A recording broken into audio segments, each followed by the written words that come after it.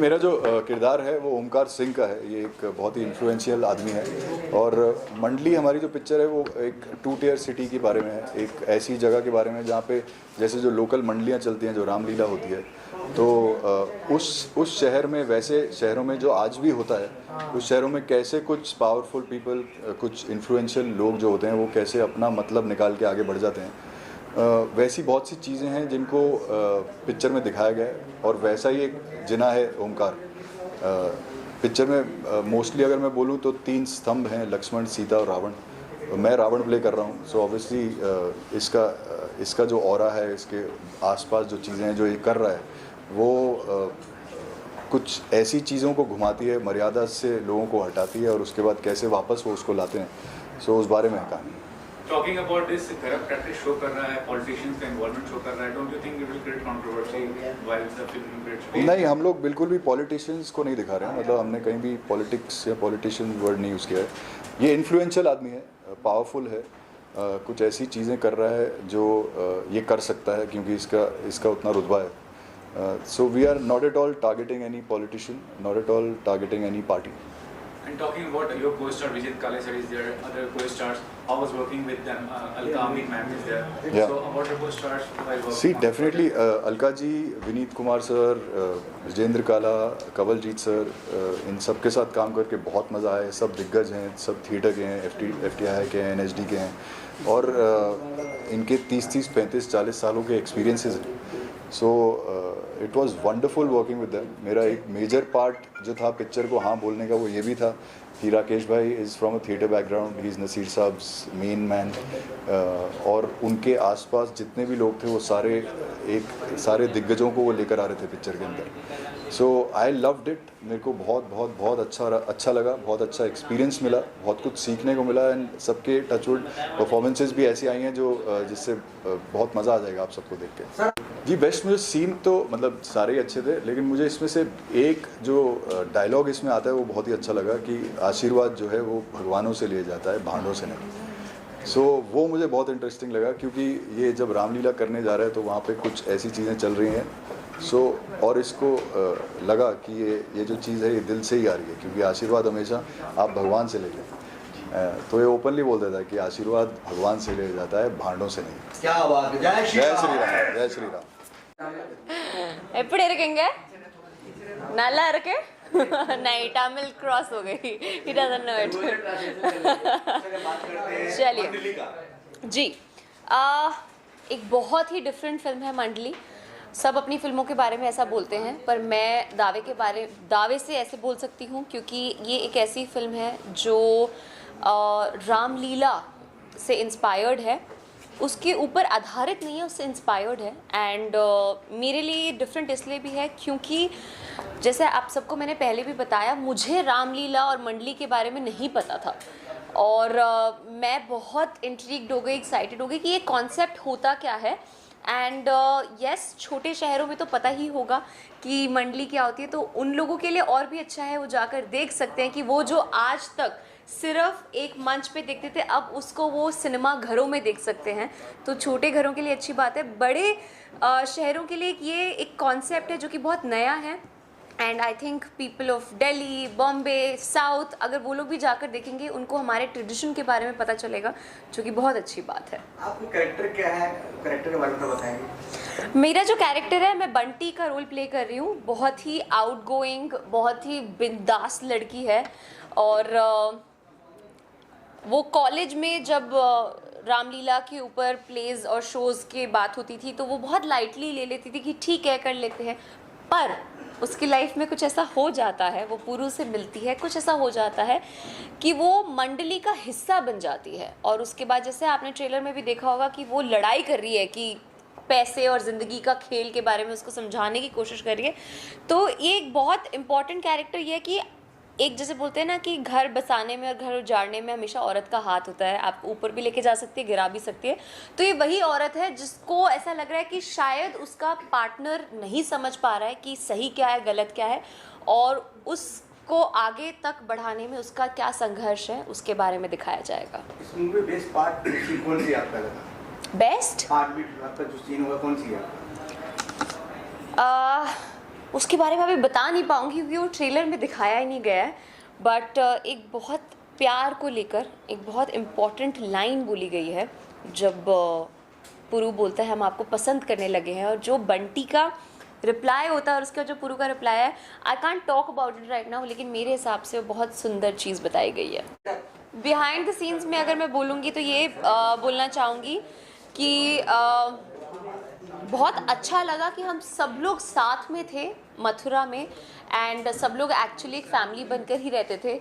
हमारा बहुत बार night shoots होते थे, तो हम लोग ऐसा होता था कि 4-5 बजे शाम के उठ रहे होते थे, फिर सेट पे जाते थे, पूरी पूरी रात शूट करते थे, ब्रेकफास्ट करके जब सोते थे तो दिन क्या था रात क्या था पता नहीं चला, 1 महीना कब कहाँ कैसे गुजर गया पता नहीं चला।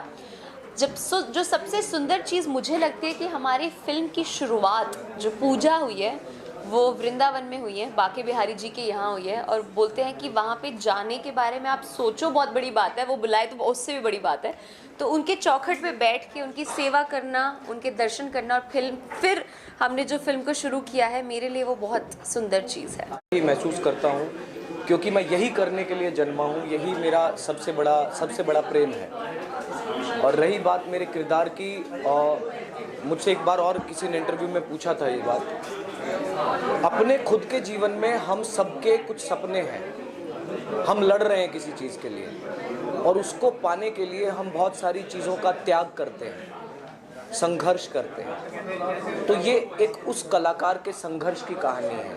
मैं ऑलरेडी वो संघर्ष अपने जीवन में कर रहा हूँ, तो मेरे लिए कोई ज़्यादा बड़ी चीज़ मुझे ऐड करने की ज़रूरत नहीं थी। मुझे सिर्फ ऑनेस्टली उस चीज़ पे विश्वास करना था और वहाँ जाके परफॉर्म करना था, तो वो मेरे लिए बहुत आसान रहा, मुझे मदद मिली इस चीज़ में। Sir, talking about playing character in a mythological show और फिल्म, वो कितना रिस्पॉन्सिबिलिटी होता है एक्टर पॉइंट ऑफ व्यू से, क्योंकि sentiments are attached. As an actor आप कोई भी किरदार निभाइए, आप फुल्ली 100% रिस्पॉन्सिबल होते हो उस चीज़ के लिए कि जिस किरदार को आप निभा रहे हो आप 100% उस समय ऑनेस्ट रहें, क्योंकि ऑडियंस आपको पैसा दे के देखने आ रही है, और वो पैसा उसने अपने खून पसीने की कमाई से कमाया है, और वो भी विश्वास पे तुम्हें देखने आया है। तो एज अ कलाकार मेरी कोशिश ये है कि मैं कितना रियल हो सकता हूँ और कितना ऑनेस्ट हो सकता हूँ उसके साथ। उस पर काम चल रहा है अभी भी, ये बहुत लंबा सागर है, तो मैं भगवान से प्रार्थना करूँगा कि यार धीरे धीरे सीखते सीखते, और मैं आप लोग भी मुझे अपना आशीर्वाद दीजिए और प्यार दीजिए। मैंने कभी ऐसे सोचा नहीं, मैं जब भी कभी किसी भी फ्रेम में गया तो मैं बहुत वैल्यूएबल था अपने लिए। मैं हमेशा कहता हूँ कि सिर्फ मेरी माँ बता सकती है कि मैं क्या हूँ, बाकी कोई दुनिया में नहीं बता सकता कि मैं कितना वैल्यूएबल हूँ, क्या हूँ। मैं अपने लिए बहुत वैल्यूएबल हूँ। तो मैं जब भी किसी फ्रेम में उतरा या किसी बड़े स्टार के साथ उतरा, मैं हमेशा अपने साथ था, मैं खुश था। सबसे अच्छी बात ये थी कि मुझे हर एक स्टार ने सहयोग दिया। सुल्तान में मेरा बहुत कीमती, बहुत अच्छा प्यारा सीन था सलमान भाई के साथ, जिसमें उन्होंने मुझे पूरी आज़ादी दी। अली अब्बास जफ़र जी, उन्होंने मुझे पूरी आज़ादी दी कि अभिषेक तू दिखा तेरे पास क्या है। तो एक कलाकार का हौसला बढ़ता है। एक लड़की को देखा तो ऐसा लगा, मैं अनिल कपूर जी थे, राजकुमार राव जी थे, जूही चावला जी, मैं नहीं ऐसा नहीं, अनिल कपूर जी की जो बेटी हैं जो सोनम कपूर जी थी। तो मुझे हर एक प्रोजेक्ट में पटाखा में मैंने विशाल भाई से पूछा, मैंने कहा सर आपने हमारी वर्कशॉप्स नहीं करवाई। तो उन्होंने एक बहुत अच्छी बात बोली थी कि यार अभिषेक मैंने तुझे कास्ट किया है, मुझे तुझ पे भरोसा है कि तू वो काम कर सकता है। तो मैं किस्मत वाला हूँ यार। अगेन मेरे को जितने भी स्टार्स थे और जो भी बड़े लोग हैं, मेरे बड़े हैं, मेरे सीनियर्स हैं, उन्होंने मुझे आशीर्वाद दिया, प्यार दिया और हमेशा सपोर्ट। 20 तारीख को मेरी एक फिल्म रिलीज हो रही है, प्यार है तो है। उसमें करण हरिहरन और मैं है। तो हाँ, तो उसमें मेरा थोड़ा सा ग्रे शेड है। और उसके 7 दिन के बाद मेरी ये फिल्म रिलीज़ हो रही है मंडली, जिसमें मैं हीरो हूँ, मैं सेंट्रल कैरेक्टर प्ले कर रहा हूँ। तो बड़ी अच्छी बात है, इस महीने मेरी 2 फिल्में हैं। और आप लोग यार प्लीज़, मैं अगेन वही बात बोलूँगा, मेरे लिए मुझे आशीर्वाद दो। हर कलाकार का सपना होता है कि यार उसको ना एक ऐसा काम करने का मौका मिले जिसे देख के उसे ये लगे कि यार मैंने जो इतनी मेहनत की ना सालों की, वो वर्थ है। तो जब मैंने मंडली देखी ना, स्क्रीनिंग देखी उसकी, तो मुझे बड़ी खुशी हुई कि अभिषेक तू सही लाइन में है और तू सही काम कर रहा है, पर मुझे हज़ारों कमियां भी दिखी और मुझे पता चला कि और मुझे कितनी मेहनत करनी है। Thank you sir. Thank you. जैसा कि आपने पूछा मंडली के बारे में, तो ये महान साहित्यकार, कहानीकार मुंशी प्रेमचंद की एक कहानी है रामलीला, उस पे प्रेरित है, जिसको राकेश चतुर्वेदी ओम भाई ने इसको लिखा भी है और डायरेक्ट भी किया है। रामलीला सब्जेक्ट है, जो गांव में हम सब ने रामलीला देखी है, वही बेस है उसका, उसके पात्रों से रिलेटेड है। पिक्चर रामलीला आपने बचपन में बहुत कुछ देखा, इसमें क्या डिफरेंट है जो आप लोगों ने नरसिंह कैसे बनाया आपने काम किया? देखिए, ऐसा कोई डिफरेंस तो नहीं है। जो हमने बचपन से रामलीला हम देखते हुए आ रहे हैं, ऐसा कुछ नहीं है कि इसमें कुछ अलग दिखाया गया। इसमें ये हम कह सकते हैं कि पॉइंट ऑफ व्यू, बहुत सारी रामलीलाओं में राम हैं, बट इसमें लक्ष्मण को रखा गया है। मैं कम शब्दों में बोलूँगा कि ये महान कहानीकार, साहित्यकार मुंशी प्रेमचंद की कहानी रामलीला से प्रेरित है, उसी से बनाई गई है, जिसको बहुत ही खूबसूरती से हमारे राकेश चतुर्वेदी ओम भाई ने इसको लिखा है और इसको डायरेक्ट किया है। और देखिए, मैं तो बहुत पसंद करता हूँ, क्योंकि मेरा जन्म, मैं गांव का ही हूँ। मैं उत्तर प्रदेश से हूँ, डिस्ट्रिक्ट रायबरेली से 24 किलोमीटर दूर मेरा गांव है। मैंने बचपन से ये सारी चीज़ें बहुत देखी हैं। रामलीला देखा है, नौटंकी देखा है, आल्हा देखा है, परशुरामी देखा है, ये मैंने बहुत देखा है। तो रामलीला तो मैं देखता ही आ रहा हूँ। देखिए, पहले तो सबसे बड़ी बात है कि मतलब ये फिल्म राकेश जी ने मेरे पास लेके आए, तब हम केसरी कर रहे थे, तो उस दौरान हम एक्टर्स की तरह काम कर रहे थे, और उन्होंने कहा कि फिल्म है जो मैं बना रहा हूँ, उसमें आप प्लीज़ एक किरदार है वो कर लीजिए। बात वहाँ से शुरू हुई है मेनली, और उसके बाद फिर जब स्क्रिप्ट सुनी, उसके बाद पता लगा कि फिल्म मंडली है और ये रामलीला के बैकग्राउंड पे है, तो उस तरीके से बातचीत हुई। और फिर फिल्म तो करनी ही थी, बिकॉज राकेश जी परम मित्र हैं, तो उनकी फिल्म तो करनी थी। नहीं, देखिए, फिल्म जो है, फिल्म रामलीला जो आजकल चल रही है हमारे हिंदी बेल्ट में, जो चलती है रामलीला, उसके अंदर जो प्लेयर्स हैं, जो निभाते हैं, वो रामलीला का काम करते हैं, रामलीला खेलते हैं, उनके जीवन में पीछे घटित क्या होता है, उन लोगों के, ये उसके आसपास बुनी हुई कहानी है। जैसे कि inspired by Munshi Premchand ji story, उसमें तो है ही, प्रेरित है, लेकिन अल्टीमेटली ये कहानी एक परिवार की भी है, और परिवार रिप्रेजेंट करता है देश को भी, देश में क्या चल रहा है। तो वही पावर और डिवाइन की आपस में जो जंग है, इसमें कहा भी गया है इसकी टैगलाइन में, तो उसका यही रीज़न है, क्योंकि जो हमारे आसपास घटित हो रहा है, उसकी आपको अंडरलाइनिंग जो एक अंडर करंट होगा फिल्म की स्क्रिप्ट में, फिल्म के नैरेटिव में, हर जगह मिल जाएगा, जिसमें कि जो आज समाज में चल रहा है उसके बारे में आपको बहुत कुछ देखने को मिलेगा इसमें। मूवी में मैं बात करूं तो रजनीश दुग्गल हैं, विजेंद्र काला जी हैं, विनीत कुमार जी हैं, आंचल मुंजाल हैं, और अलका अमीन जी हैं, और एक हमारे जो सीनियर एक्टर हैं, इनका कमलजीत जी भी हैं, जो आ नहीं पाए आज, कुछ तबीयत थोड़ी सी उनकी नाजुक है। उसके अलावा बहुत से लोकल कलाकार हैं जो मथुरा से भी हैं, और मतलब इतने हैं कलाकार, इतने हैं।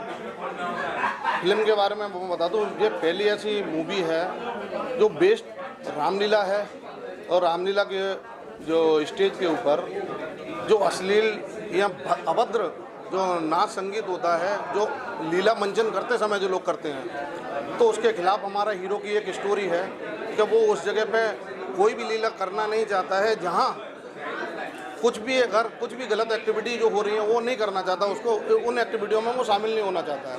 तो पावर वर्सेज फेथ की एक स्टोरी है, जो हमने एक पर्दे पे बहुत खूबसूरती से तरह उतारी हुई है। मैं फिल्म के माध्यम से जो कुछ लोग अपने फ़ायदे के लिए रामलीला के मंचन को गंदा कर रहे हैं, और सिर्फ अपने फ़ायदे के लिए जो पब्लिक को गुमराह कर रहे हैं, कि हमें दिखाना चाहिए जहाँ पर जहाँ पे भगवान राम की आरती जब उतारने के लिए, चाहे मोदी जी हो चाहे योगी जी हो, वो चप्पल उतार से स्टेज के ऊपर चढ़ते हैं। चप्पल उतारने के बाद वहाँ पे लोग इस तरह की अभद्र लीलाएं करा के, डांस करा के उस चीज़ों को मंच को गंदा कर रहे हैं। तो उसमें क्या है कि हम तो बस इतना चाहते हैं कि उन चीज़ों से थोड़ा सा दूरी बनाई जाए और जो चीज़ भगवान राम के नाम पर उसको अच्छे से अच्छे मंचन किया जाए। Thank you so much. Enjoy करें एक नए तरह का सिनेमा जो कि पूरी तरह से मनोरंजन आपको देगा और एक ऐसी दुनिया दिखाएगा जो आज तक हिंदी सिनेमा में मेरे हिसाब से नहीं दिखाई गई है।